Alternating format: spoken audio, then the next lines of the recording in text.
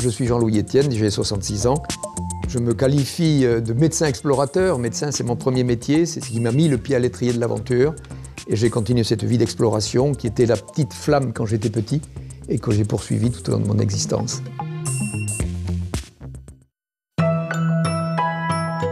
Je dis que la première expédition que j'ai faite, c'est de camper au fond du jardin. Et donc j'ai passé une nuit seul au fond du jardin dans une tente. À l'âge de 8 ans, c'était une grande aventure. Vivre dehors comme ça était un premier grand pas vers les expéditions. Ces falaises, c'est la première réponse à un désir fort de devenir alpiniste. Et je lisais les romans de Frison Roche, qui est un écrivain chamoniard, qui décrivait des choses qui se passaient dans le Valais, dans le massif du Mont Blanc. Et j'avais une photo du massif du Mont Blanc avec le nom des glaciers, des refuges. Et je pouvais fermer les yeux et me promener dans le massif du Mont Blanc. J'avais 14 ans. Et le premier travail que j'ai fait pour gagner ma vie, c'était pour l'IGN, l'Institut géographique national, qui faisait les cartes d'état-major. Et je tenais le pilier pour faire les cartes d'état-major. J'avais gagné un petit peu d'argent, j'avais acheté mes premières chaussures d'escalade. Et j'ai commencé par faire des escalades en falaise comme ça. J'aimais cette odeur de la corde sur le granit. Je me souviens, les mains sentaient le lichen qu'on attrape quand on grimpe. Et je gardais cette odeur pendant un moment. Ma scolarité est passée par le travail manuel, la formation de tourneur-fraiseur. Là, je suis réorienté par un prof de maths bienveillant dans un collège technique. Et assez vite, j'ai choisi la médecine. Et puis est revenu transversalement ce désir de voyage, ce désir d'aventure. Et j'ai commencé à être médecin d'expédition. J'ai fait la course autour du monde avec Tabarly, j'étais en Himalaya, en tant que médecin. La médecine a été mon passeport pour l'aventure. J'ai atteint seul le pôle Nord après 63 jours de marche. C'était la première fois qu'un homme arrivait comme ça, tout seul en tirant son traîneau. C'était très inhospitalier, j'ai eu moins 52 dans la tente, le matin, le pire que j'ai connu.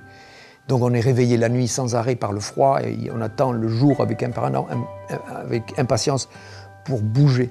Parce que quand on bouge, même s'il fait 40, quand on tire son traîneau, on n'a pas froid. C'est la station immobile qui est dure. Et donc, au début, j'ai failli abandonner, j'ai persisté et j'ai atteint effectivement seul le pôle Nord après 63 jours de marche.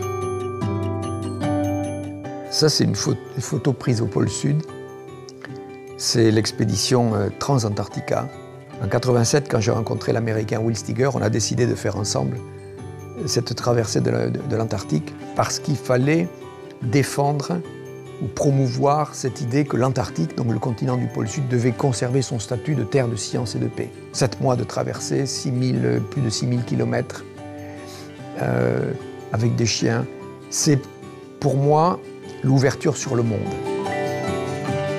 J'avais toujours rêvé de voir la banquise d'en haut. J'avais dérivé sur la banquise, j'avais marché pendant 63 jours et je voulais vivre la banquise, mais bien installée. Donc le ballon était quelque chose qui m'a paru une évidence. Le ballon est un balcon extraordinaire sur la nature. Je n'étais pas pilote du tout, mais je m'étais imaginé survoler la banquise d'un ballon. Cette expédition de traversée de l'Arctique en ballon, où vraiment je me suis engagé, j'ai risqué ma vie 2 fois sérieusement. J'ai failli m'échouer. Je suis rentré et il faut faire autre chose, quoi. Il faut faire autre chose. Donc j'ai Elsa, ma femme, et 2 enfants. Et qu'est-ce qu'on peut faire? Qu'est-ce qu'on peut faire si on partait en Amérique? On était en voiture, donc elle fait sur son iPhone San Diego. Il y a une école franco-américaine à San Diego. Génial. On appelle l'école franco-américaine. Il y avait un décalage qui était favorable. Allô? Oui, oui, très très bien. Il y a une école pour les enfants. Cap sur San Diego. Voilà, et donc après on a organisé. Moi j'ai trouvé tout de suite un intérêt.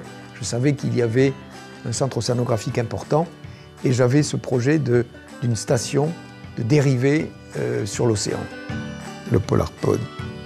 J'avais dérivé sur la banquise, j'avais dérivé dans les airs. J'aime le déplacement à la vitesse des éléments. J'adore ça. Et donc dériver autour de l'Antarctique, Voilà. Mais il va falloir le construire. J'ai passé 2 ans avec des ingénieurs et des scientifiques du Scripps, qui est le centre océanographique de la côte ouest. Il fallait trouver un bateau qui coûte pas cher à la construction, dont le coût d'exploitation est faible, 0 émission, extrêmement écologique, et dont le Polar Pod répond tout à fait à cette demande.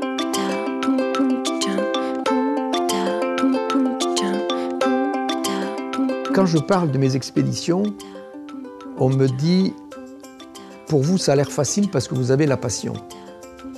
Je peux vous dire que la passion, ça se construit en même temps, ça s'entretient. C'est comme le feu, c'est comme l'amour. Si vous ne mettez pas des bûches, ça s'arrête.